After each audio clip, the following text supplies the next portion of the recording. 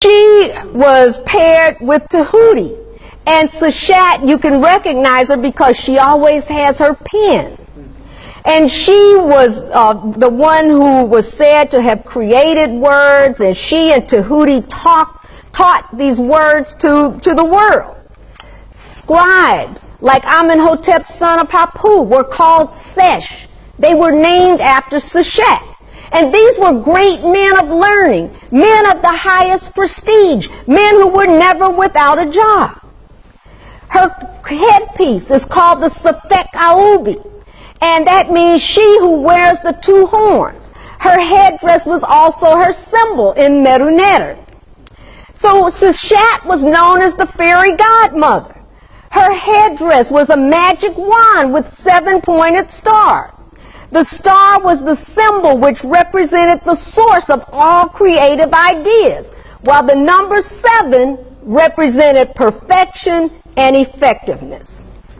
That was where Europeans got the idea for the fairy godmother with her wand. That came from the deity Seshat, the great one, the lady of letters, mistress of the house of books. And she recorded the history of the nation and counted the years on the notched palm rib. Consequently, a bracelet plaque was found of Queen T. And Queen T is also shown holding the notched palm rib. So she was connected with Seshat. And there was a tadpole and a circle at its base, so it represented dominion for hundreds of thousands of years that she gave to her husband. So Queen T was considered divine because no mortal could offer such a gift. Part of the temple at Seti I at Aptu, where we were yesterday, is dedicated to Seshat. So the Kemet Nu group was right there.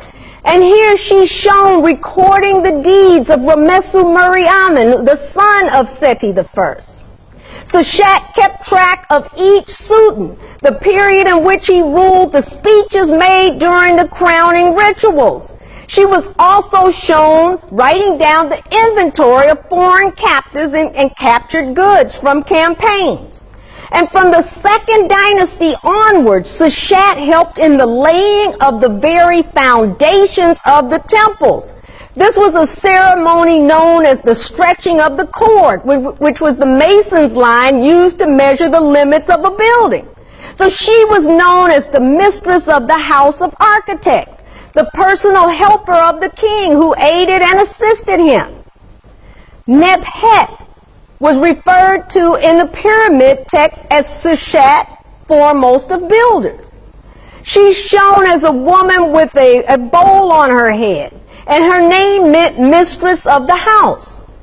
She was the sister of Aset. Now, as we know, Aset married the good brother Asar. Well, Nebhet married the brother Set.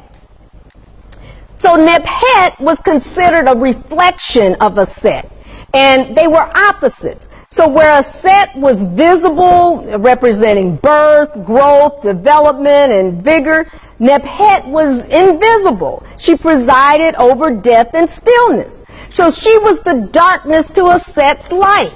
Aset was the day, and her twin sister was the night.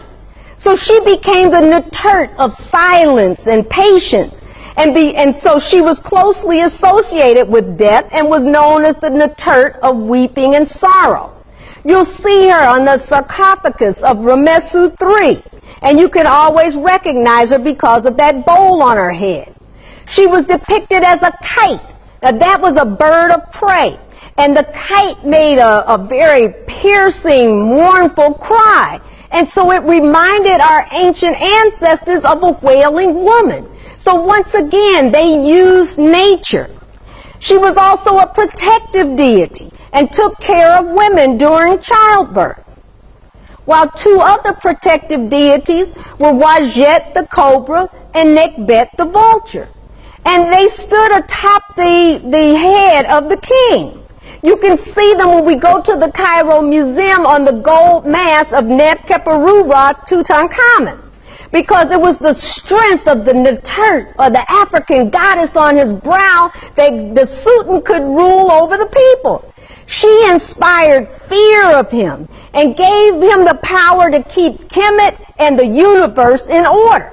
So without the Uraeus, the cobra, and the vulture, in other words, without the African woman, the king was powerless. So that's why she's always on his forehead.